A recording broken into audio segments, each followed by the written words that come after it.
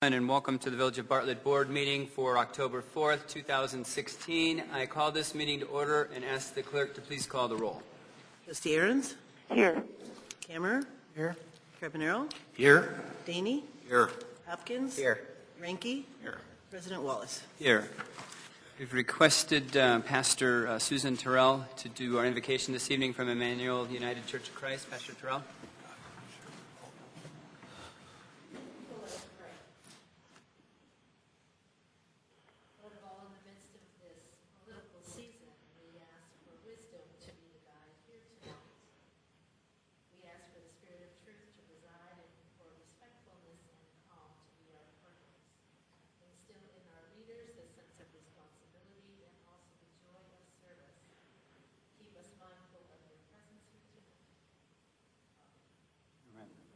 Thank you, Pastor.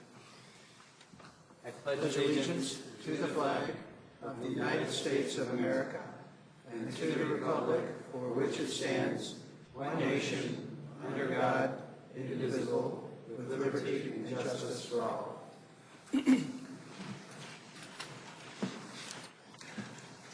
Next, we have our consent agenda. All items listed with an asterisk on the agenda will be considered enacted in one motion. There will be no additional discussion on those items, and I believe I would entertain a motion to approve the consent agenda, including the minutes, the board and committee minutes from September 20, 2016, and also the bills list from October 4, 2016. So moved. Second. Moved by Trustee Ahrens, seconded by Trustee Daney. Will the clerk please call the roll? Trustee Ahrens? Yes. Kammerer? Yes. Carbonaro? Yes. Daney? Yes. Hopkins? Yes. REINKE? Yes. That motion carries. Next item we have this evening is Treasurer's Report, at which there is none. There is no President's Report this evening. At this point, does any board member have any questions for the staff? Comment? Comments? Sure. Well, having attended the Kickstand Classic, I just wanted to say that our staff is superior to any staff in the entire world. They worked hard and long and made a real success of the Kickstand Classic. And Valor, please pass that on. Thank you. Yeah, I think that's a valid point. It was really well ran. So, good job, staff. And as a participant, I can tell you it was a really fun event as well. Any other comments? Hearing none, we'll move on to the town hall portion of the meeting. I would respectfully request that the board will not be taking any comments from the developer at Ashton Gardens in the town hall, and the board will not be receiving any comments during the town hall of any concerned residents. Those comments can certainly be made when that agenda item comes up on the committee of the whole. Okay, because we have no other, purposely we had no other board agenda items this evening. So with that being said, other than that particular topic or committee of the whole agenda item, would anyone like to address the board at this time?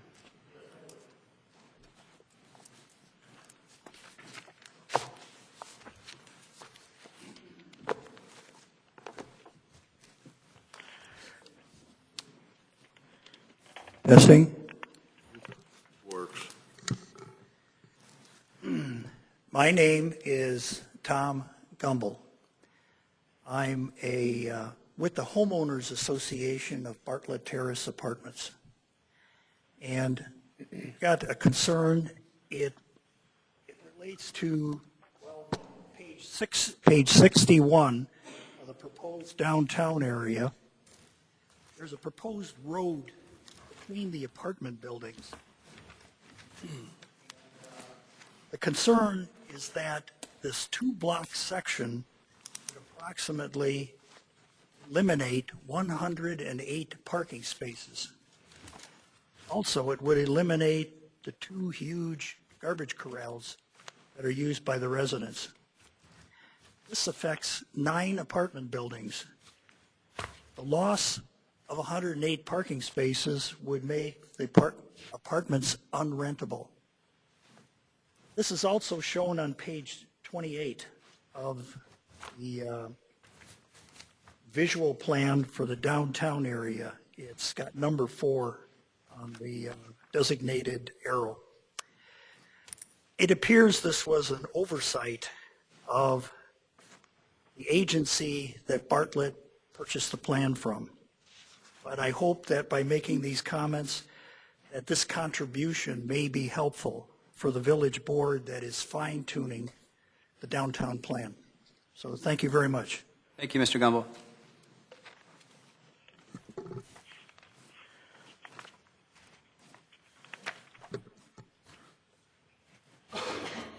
Anybody else like to address the board?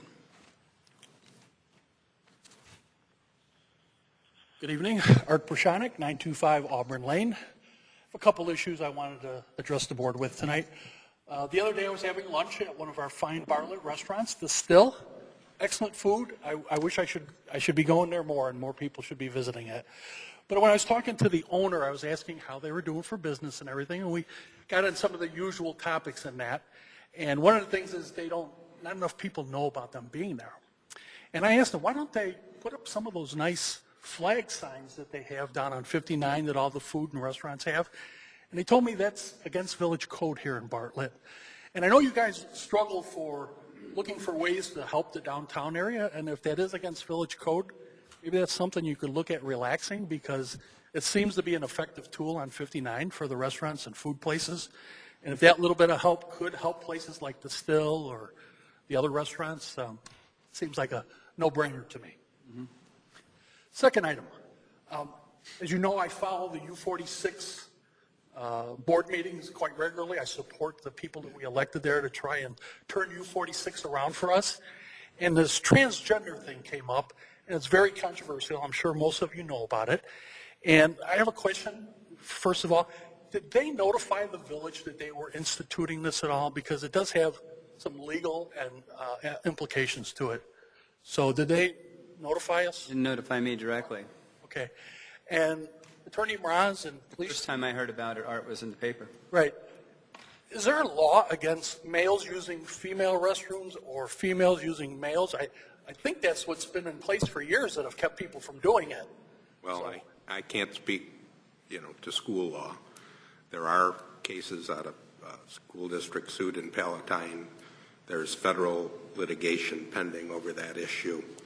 And frankly, the school code preempts us in applying our building code to the school district. Now, whether that's really a building code issue or not, some debate, but they're not required to give us notice of their internal policies. Okay. Because, I don't want the village to be dragged into this issue in a way, but our residents and the students have rights too, and U46 keeps ignoring that. And I don't want, they're doing this for 1 or 2 kids, and I believe in reasonable accommodations. My son, being hearing impaired, he was given reasonable accommodations. But, if we wanted to take the matter, like for my son, to this extent, well, my son always felt socially isolated too. So should we make all the students not speak anymore and everybody do sign language to make my son have felt better? No, that would have been ridiculous. And so this policy that they're putting in place, I don't personally agree with it. I think there's better things to do, but I am concerned about the children of our district that have to go through this, or the parents that may, on religious or moral or whatever things, have some objections to it. So, maybe as a board, this is something you can discuss more, or between police chief and attorney, because I'm sure this is not going to go away. And I don't know what the ultimate solution is, but it has certainly got the community divided over it. Yeah. Thank you. Thank you, Mr. Vershanik.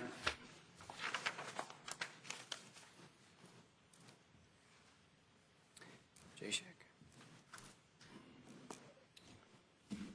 Good evening.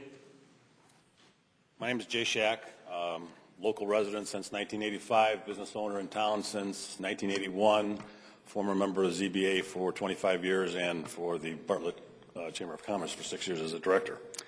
My questions to the board for consideration has to do with Ashton Gardens. I have a copy here of my tax bill.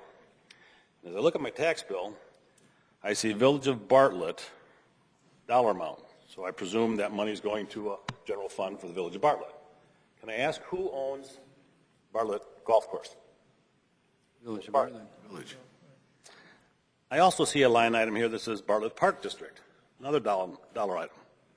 Can I ask who owns Villa Olivia? Bartlett Park District. Ah, okay. So two taxing bodies where I'm putting money into are basically helping to support these two ongoing business concerns.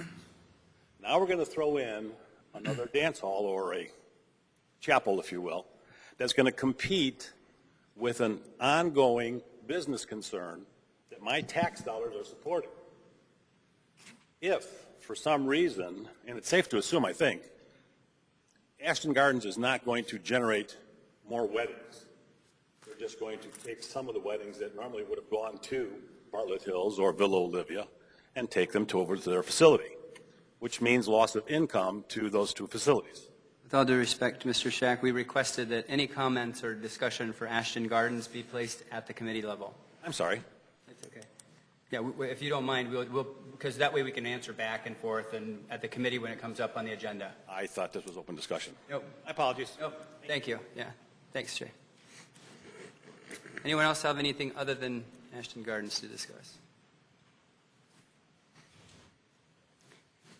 Hearing none, we will move on to the standing committee reports. And as our agenda reflects, there are no items under any of the standing committee agenda reports. So I will forego the. We have nothing for you this evening, Mr. President. Please. And we'll go down to next item on our agenda is new business. Anyone? Questions? Comments here again. Yeah. Just want to comment about what a great event it was for the bicycle race. This Kickstand Classic was a great event. Couldn't have gone better.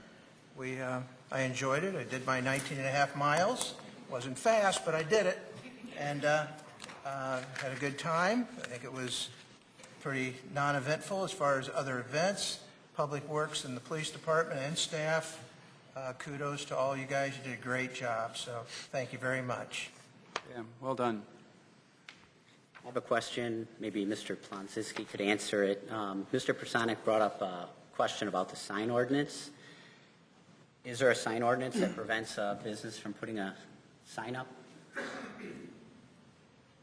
That particular section of the sign code prevents those kinds of what we call teardrop flags from being placed in the right-of-way. And there are plenty of them on private property, and I don't know, we can tell the owner of the Still Brent that he can have the teardrops as long as he keeps them on private property, and they're out of any vision clearance. They kind of are the same. If you recall, a while ago we allowed for the temporary or the use of the A-frame signs to advertise businesses, and that was something that we approved with the changes to the sign code. And the teardrops kind of fall into that same venue as long as they're not obstructing vision and placed on private property. So we'll just make a note and let him know that he can have them, because I believe there is some on 59, as Art said, and so throughout the village. Thank you. And I know IDOT is really particular about signs along 59. Right. We've tried that many times. No, I thought that those flag signs were illegal under the sign ordinance.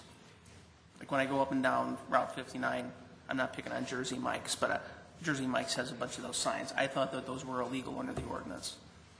As long as they're on private property, that's the distinction. And Okay. typically those are done in the conjunction of what we call like a grand opening, and those are like temporary banners. They're not really much different. Do you have to have a sign permit for that?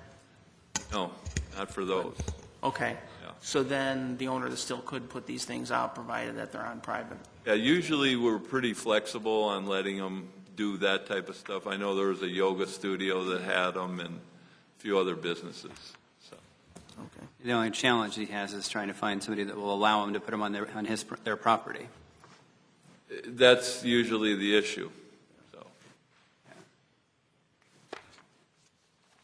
Anything else?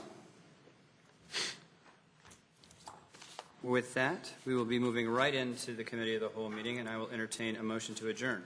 So moved. Second. Moved by Trustee Kammer, seconded by Trustee Carbonaro. Will the clerk please call the roll? Trustee Aaron's? Yes. Camera? Yes? Carbonaro? Yes. Daney? Hopkins? Yes. REINKE? Yes.